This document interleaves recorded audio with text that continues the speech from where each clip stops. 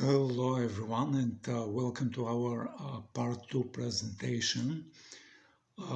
Our presentation today is about gamification everywhere, every day and of everything. So this is 4 parts series and like in the previous presentation last week we did talk about psychological experiments. It's about rewarding and gamification around the rewarding. But today's presentation is going to touch about some dark, very dark aspects of gamification. And in the beginning of presentation, I like to introduce myself. My name is Paul Arsov and I'm the founder of the Decentralized Web project. Recently, we did release an NFT marketplace and a collection of NFTs based on three-dimensional objects. But coming back to the presentation of today, let's start first with going back to the mid-20th century and going to the University of Michigan and looking at a zoologist named James McConnell. He was a strong believer in fun and he often presented his academic research alongside of poetry, and it was difficult to take and distinguish which is which. This is a habit which make him popular with students but unpopular with fellow professors. One of the things McConnell took seriously was behaviorism. He was transfixed by the work of a psychologist called Skinner, which we mentioned in the part 1 of our presentations. And he was impressed by the work of Skinner with pigeons and wished to expand the work to humans. With an eye to creating a perfect society. And he wrote in an article, we should reshape our societies so that we all would be trained from birth to want to do what society wants us to do. We have the techniques now to do it. Only by using them can we hope to maximize the human potential. In short, he wished to turn society into the Skinner's box with pigeons. Throughout the 70s, McConnell used Skinnerian techniques to create rehabilitation programs for prisoners and psychiatric patients, some of which were successful. But his most efficient scheme emerged in early 80s when he witnessed people being captivated by video games like Donkey Kong and the Pac-Man. And he realized that their addictive mechanisms could be translated to other more productive activities. He pitched an ambitious project to gamify education to tech companies like Microsoft and IBM, but he was 30 years too early, and they couldn't yet see its promise. There was, however, one person who would take keen interest in McConnell's work, and his name was Theodore Kaczynski. Kaczynski was an awkward but very gifted student,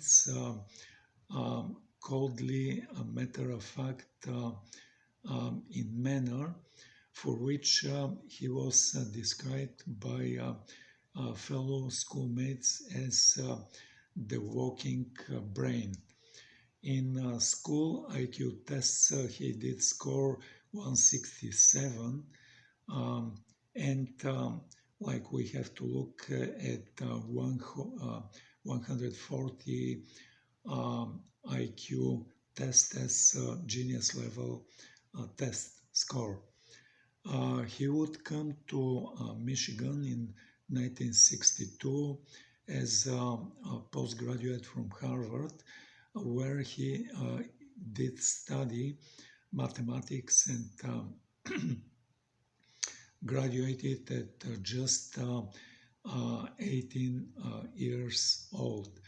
But at Harvard, he also had been subjected to torturous experiments in a lab not far from where Skinner had once experimented with pigeons.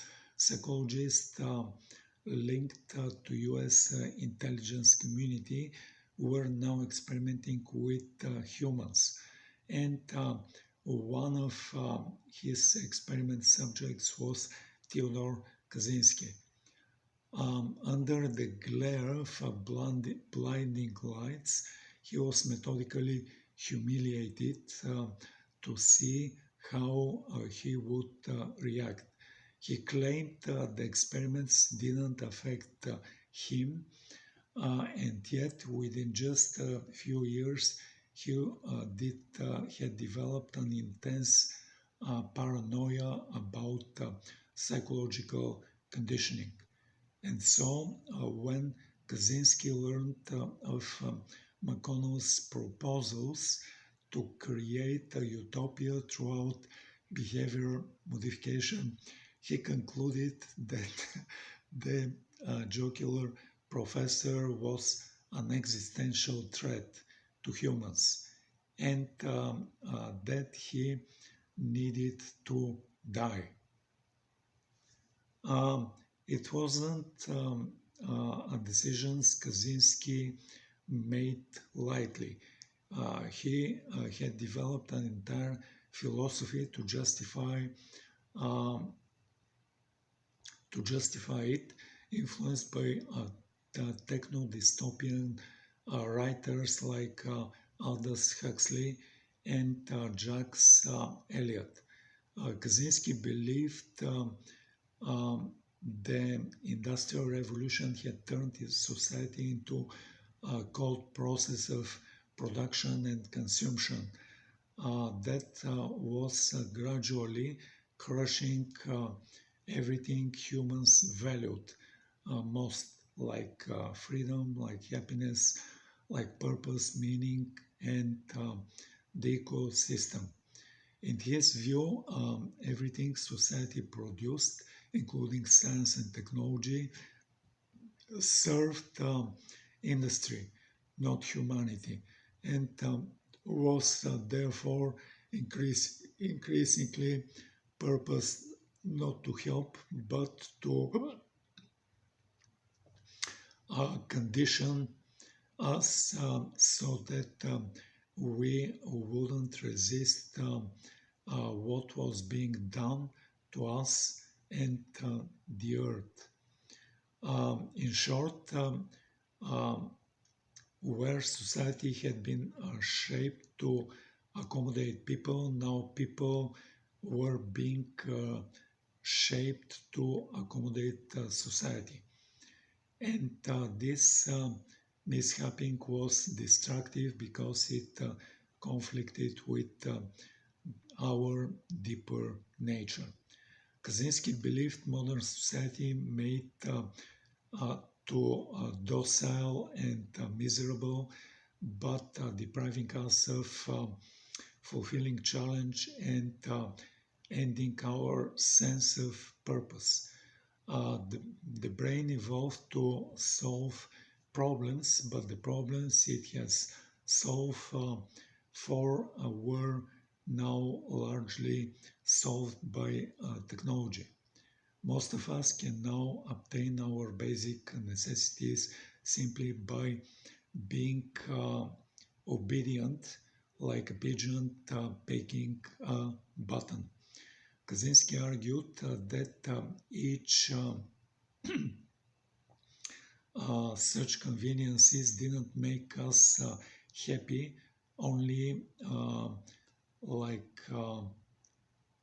aimless. And to stave off this aimlessness, we had to continuously set ourselves goals purely to have goals to pursue, which Kaczynski called surrogate activities. This included sports, hobbies, and chasing the latest product that ads promised would make us happy. For Kaczynski, the result of reorienting our lives to chase artificial goals was that we became increasingly dependent on society to provide us with them. And without our own inherent sense of purpose, we would inevitably be made to chase goals that were good for the industrial machine but bad for us. Kaczynski's theory and theories early prophesized the capture of society by gamification. While he overlooked the benefits of technology, he diligently noticed its dangers, recognizing its role in depriving us of purpose and meaning. Today, the evidence is everywhere. Religion is dying out. Western nations are culturally confused. People are getting married less and having fewer children. And many jobs are threatened by automation and artificial intelligence. So the traditional pillars of life, like God, nation, family, and work, are weakening, and people are losing their value system.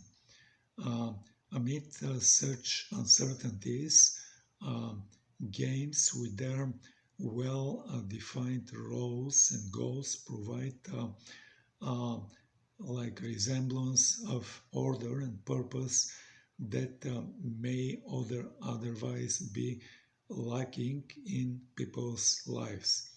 Gamification is thus no accident, but an attempt to plug widening hole in our society. Unfortunately, it seems to be only a band-aid. Kaczynski observed that surrogate activities rarely kept people content for long. There were always more stamps to collect, better car to buy, and a higher score to achieve. He believed artificial goals were too divorced from our actual needs to truly satisfy us, so that they merely served us to keep busy enough to not notice our dissatisfaction instead of fulfilled life, a life feel full. Today, people increasingly live inside their phones, bossed around by notifications, diligently collecting badges and feeling progress bars, even though it doesn't make them happy. On the contrary, substantial research comprising over 100 studies finds that prioritizing extrinsic goals over intrinsic goals. In other words, doing things to win prizes and achieve higher scores rather than inherent love of doing them leads to lower well-being and feeling of this. Kaczynski seemed to recognize this long before smartphones emerged. He felt that building a life around chasing what was offered on billboards and in magazines wouldn't make us happy and would only feed the machine. So, as early as 1971, he fled the society, hauling himself in a log cabin in the mountain wilderness. There, he attempted simple and self-sufficient life, enjoying the small things like the sound of birds singing and feeling of sun rays on his back. But this idyllic life wouldn't last. Um, he claims that while hiking across one of his favorite spots, a rocky ridge with a waterfall, he was aghast to find a road um, had been built through it. And he saw it as industrialization, like some fungus creeping across the world, which had followed him um, even here. He was enraged and he decided modernity couldn't be escaped and had to be destroyed. Um, his emotional instability got the better of him, and in 1978 he began posting homemade bombs to those that he accused in betraying of humanity. In 1985, a package arrived at McConnell's home, but it was opened by his assistant. The package only partially exploded, uh, like injuring his assistant and uh, McConnell, and leaving them both shaken for life. Um, they were lucky.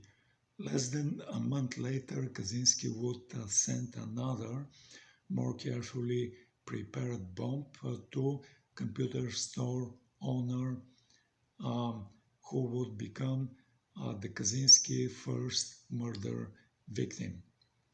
Uh, by then, the FBI investigation into the bombing had grown into the largest in, in its history.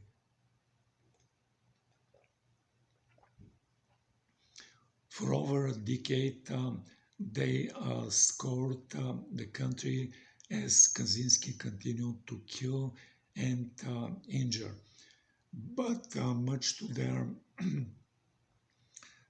their time was wasted chasing mirages. But for Kaczynski would often scatter his bomb parcel with red herrings, such as notes referring fictitious conspiracies and signed with made-up initials. Kaczynski actions, though unforgivable, can teach us as much as gamification as his philosophy.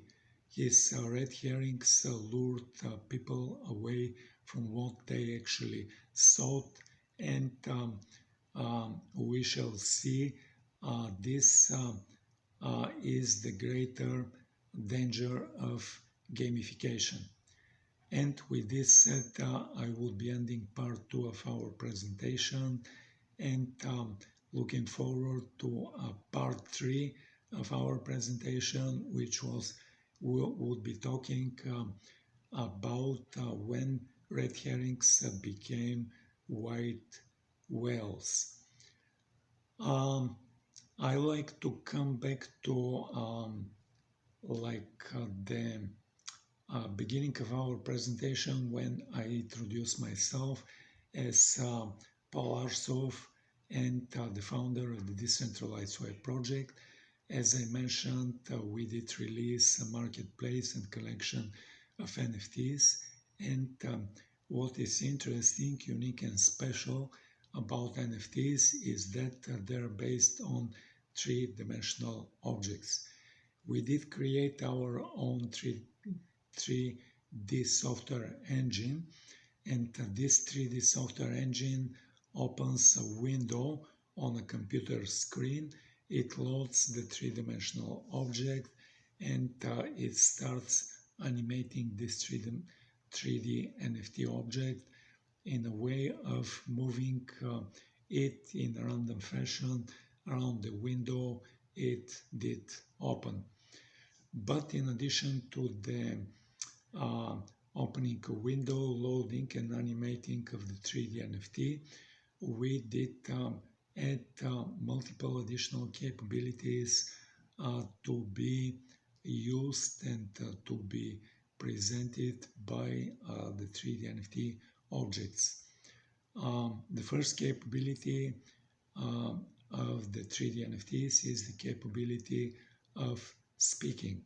The 3D NFTs can speak in one of three different basic voices: in a male voice, or in a female voice, or in a whisper kind of a voice. In addition to the three basic voices, there are three different flavors of voices. A voice can be spoken either in a normal speed, or in a fast speed, or in a low speed manner. And if we take a male voice and it is spoken in a slow speed manner, then this voice can come as the voice of a very masculine person, or the voice of an old person.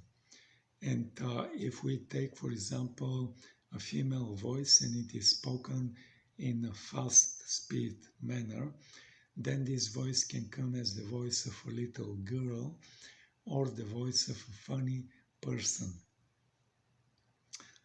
The second additional and important capability of our 3D NFT is the capability of voice recognition. If we take, for example, a 3D NFT which is moving in a random fashion around the window, we can then issue our very first command to this 3D NFT to stop moving. And then the 3D NFT is going to stand still and stop moving. We can issue the following voice commands to the 3D NFT to move left, move right, move up, move down, zoom in, zoom out, rotate. And then the 3D NFT is going to fulfill each one of these separate voice commands and move left, then move right, move up, then move down, come closer, zoom in, go further away, zoom out, or start rotating. Then we can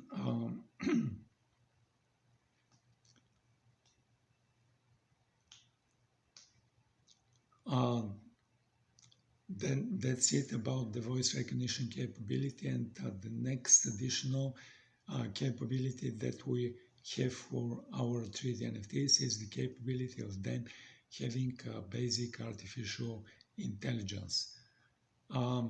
You can You can ask the 3D NFT what is your name, and then the 3D NFT is going to reply with their name. You can ask the 3D NFT who are you, and then the 3D NFT is going to tell you in few sentences of who they are. You can ask the 3D NFT to describe something. For example, describe Web3 or describe decentralization or describe Russia. And then the 3D NFT is going to reply in a few sentences about Web3 or about decentralization or about the country called Russia. Then you can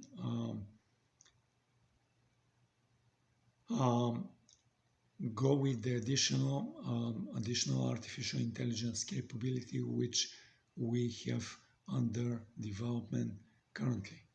The next additional and important capability of our 3D NFT is the capability of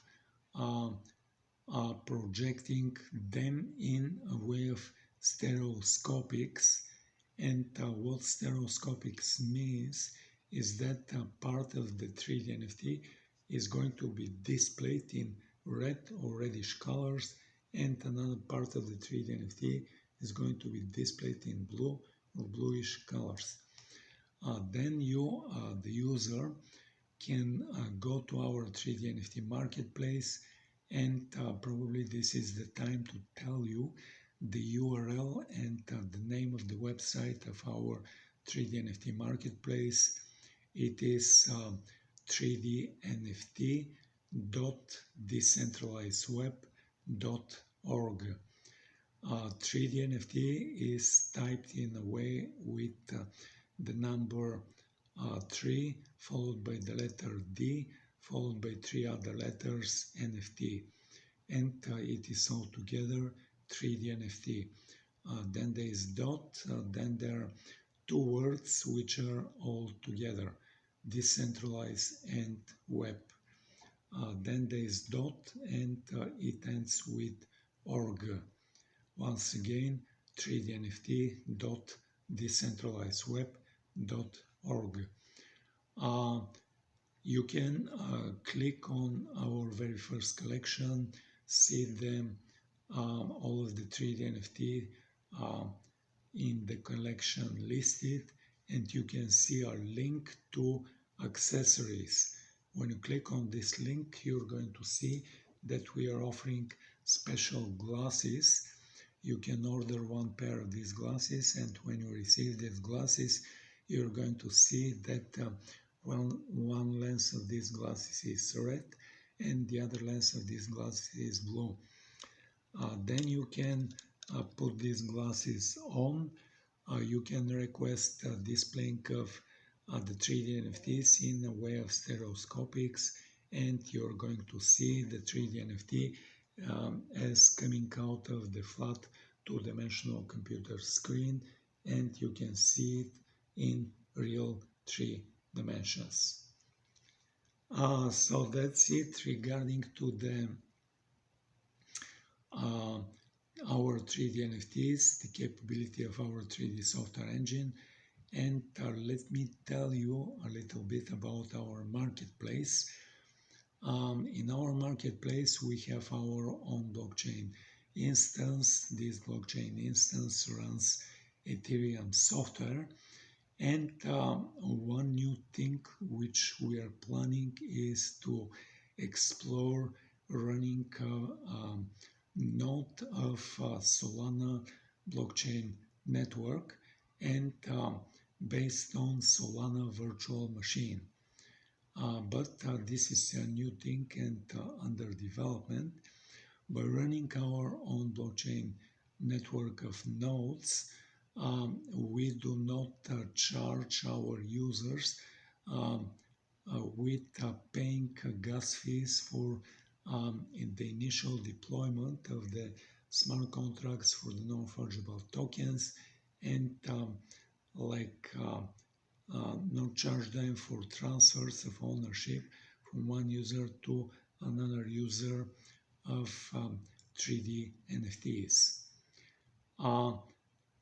We also by detaching our 3D NFTs from a popular blockchain instance, we allow our users to offer payments for uh, for buying and selling of our 3D NFTs in multiple crypto coins. The choices currently include 4 different crypto coins and include Solana Sol, Polygon Matic, Avalanche Avax, and Qcoin KCS. In addition to buying and selling of 3D NFTs with crypto coins, we allow buying and selling of 3D NFTs with directly with fiat currency. You, the user, can come to our 3D NFT marketplace and at the point of deciding to purchase one specific 3D NFT, you can specify paying with fiat currency. Then you can put your the name, the number of your debit or credit card, and you can pay with your national fiat currency. And this national fiat currency is then converted in US dollars and deposited in our bank account, which is followed by transfer of the initial ownership from our marketplace to you as the first user of this 3D NFT. Let's say there is a second user coming to our 3D NFT, and if you, the first user, started playing with this 3D NFT, and then you decide to put this 3D NFT for sale. You put the sale price for this 3D NFT, and let's say the second user comes to our 3D NFT marketplace. They decide to buy this specific 3D NFT which you, the first user, put for sale. The second user decides to pay with fiat currency. They put their debit or credit card number, and the transaction is going to convert the national fiat currency of the second user to US dollars and deposit it in our bank account. This action is going to be followed by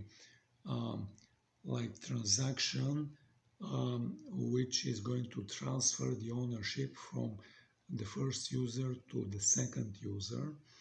The second user becomes a current user of this 3D NFT, and then we are going to follow this action with a transfer and conversion from US dollars to the national fiat currency of you, the first and currently former owner of this 3D NFT. And this deposit is going to come in your national fiat currency into your bank account. And with this said, I'm going to end this introduction and a little presentation about our project and our educational presentation. This educational presentation is going to be posted on YouTube social network, and I like to invite you to come and join our social networks so that you're going to be notified about events just like the educational event today. Thank you for viewing, thank you for listening. Have a nice day, have a nice evening, and goodbye.